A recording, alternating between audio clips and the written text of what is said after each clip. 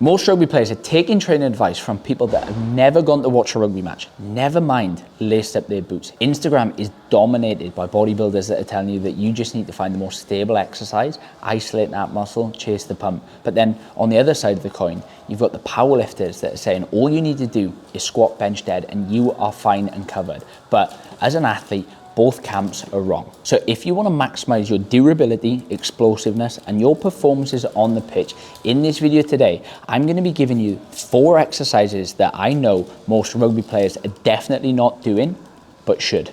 The first exercise is going to be one that surprises you, and that is going to be some form of machine-based squat pattern. Now, there's no denying that most rugby players will squat, but they'll avoid any form of machines because it's not functional. But I hate to break it to you, developing big, strong, robust quads that are capable of producing a lot of force is functional. And that is one thing that I see a lot of players miss when it comes to the back squat. They will take a very, very wide stance. They will sit their hips all the way back, and they will avoid any form of deep knee bend because they have poor ankle mobility, and they've just always squatted this way because it allows them to lift the most load. But that is why the machine can be one of the hidden weapons that you can have in your programming arsenal to actually bring about the best player yet. So we know that if we want to train a muscle, we've got to actually target that muscle. And the quad's primary responsibility is knee extension. That is why when you do a leg press,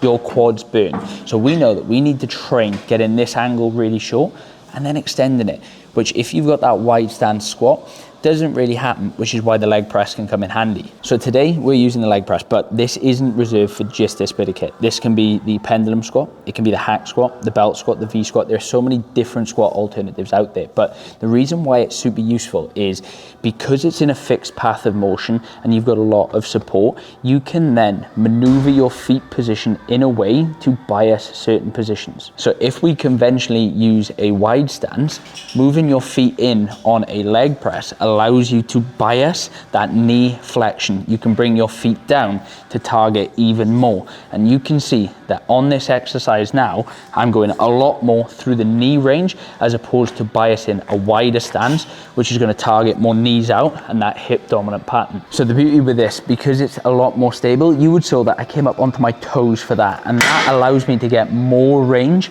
through the quads, and I'm not going to fall over because I've got a back pad behind me. And this way then I can use this as a strength, a hypertrophy. Sometimes you can even use them as a power stimulus to train the angles that you need that you're going to find in your sport. But essentially this can be a primary, secondary, assistant exercise depending on what you're looking to target, and ultimately the goal of this should be to fry the quads, which is something that most rugby players haven't done for years because they've avoided machine-based squats. So exercise number 2, and another one that you've probably been avoiding, that is going to be the bent over or pen lay row. I know it's not an externally stabilized machine. I know your lower back may be a limiting factor, but that is exactly why we use it, because we're athletes, we're not bodybuilders. We want to make sure that we can contract a wide variety of muscles at the same time to create massive amounts of stability. So when we're performing this exercise, to create that stability, we need to create a co-contraction, and we need to create a co-contraction through our spinal erectors, through our core, to stabilize our hips while we create force through the arms. And this is super valuable because this position is going to be one of the things that you get into quite frequently with rugby. Think scrummaging, think jackling. These are the positions that we need to create stability from.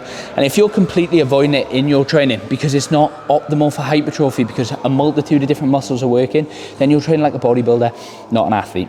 So if you do find that this exercise aggravates your back, first thing I will say, you're probably doing too much, too soon, too frequently. You're exposing yourself and your body to a load that it's not prepared for. And normally that load comes with the extreme range that we need to get into to pull from the floor. That is why you can simply roll it up onto some plates, reduce the range that this needs to travel, and because it's a concentric based exercise, that's completely fine. And you can row from there, make sure that you're maintaining that back angle from a degree of mobility that you have already. And the third reason why these are bloody brilliant and why I prefer the pen lay row specifically over the bent over row is there's little to no eccentric stress. If you've watched our video on how to perform a game day primer, you know the importance of these, and you know that one of the key ingredients is to minimize eccentric stress.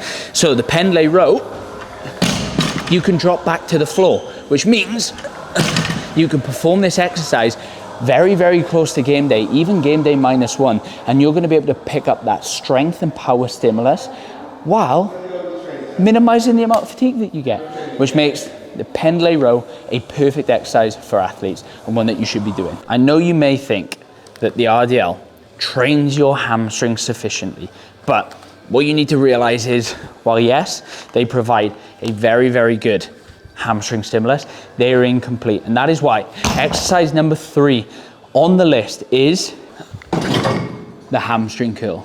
So the reason why you need to be including some form of knee flexion or hamstring curl work in your program is the hamstrings are a biarticular muscle, which means that they cross 2 joints. They cross at the hip and they cross at the knee, which means that they have responsibility in performing hip extension, which is what you're training through the things like an RDL, a GHD hip extension, hence the name. But they also cross at the knee, which means that they are responsible for knee flexion, which is something that we as rugby players avoid quite a lot, but they are the secret to building strong and robust hamstrings. Now, I know most people will think the Nordic as the superior exercise for athletes because of the research out there for hamstring preventions, but what you need to realize, this is quite a flawed exercise, because if you're like me and the majority of athletes, you can't actually complete a Nordic, which means when you get to that really, really beneficial part through that stretch, you don't produce the forces needed to resist the contraction,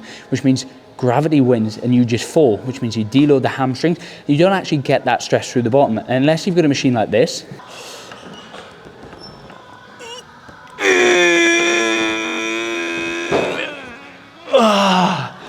you just can't complete the full rep. So you can jump on the hamstring curl and get that stimulus instead. You can go single leg, you can go 2 up, 1 down if you want to increase that eccentric stress, or you can go double leg. And you can do this lying, you can do it seated, you can do it standing, you can do it with your knee bent. There's so many different variations of hamstring curl that allow you to train your hamstrings at varying degrees of hip flexion, which is going to be super vital depending on what part of your hamstrings you need to strengthen. So if you don't do a hamstring curl, do it. So the 4th and final exercise that you're not doing, but you definitely should, is going to be the overhead press. The overhead press is probably the most valuable pressing angle for rugby players, because what you need to realize, rugby is an overhead sport.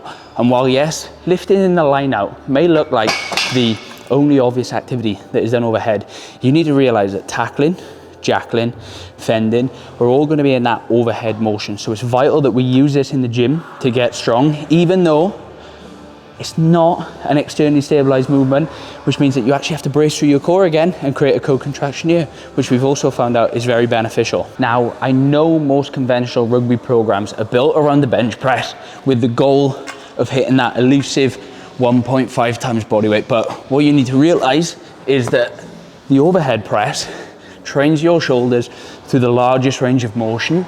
And we also know that the angles above help the angles below. So if you want to hit that 1.5 times bodyweight bench press, one of the quickest things that you can do to improve your performance is bring up your overhead press, because the overhead press will bring increasing strength in the incline, the bench press, and the dip. So it has the largest carryover because, as I said, angles above help the angles below. So the number that you want to hit on this exercise, standing military press, is roughly 74% of your best bench press for your 1 rep max.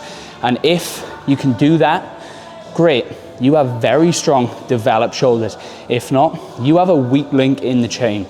And that weak link in the chain may mean that you're bleeding performance on game day, which means that you're not performing to the standard that you know you can. And that is why the overhead press is the 4th and final exercise of the ones that you're not doing, but definitely should. So those are the 4 exercises that I would be included in my program as a rugby player if I wanted to maximize my performance on the pitch. But the general takeaway from this is I want you to stop viewing training simply like a bodybuilder or a powerlifter, because they're the people that have never stepped on the pitch. I want you to start thinking like an athlete and choosing judging your exercises based on not how much do they isolate a certain muscle, but how much performance can they bring on the pitch. And if you're struggling with that, we have created a comprehensive guide that's going to walk you through everything that you need to know as a rugby player. It is like an encyclopedia, so you can walk away with the knowledge that you need to go and build the very best program that's going to allow you to maximize in your sport. So watch this video here, and I'll catch you in the next one.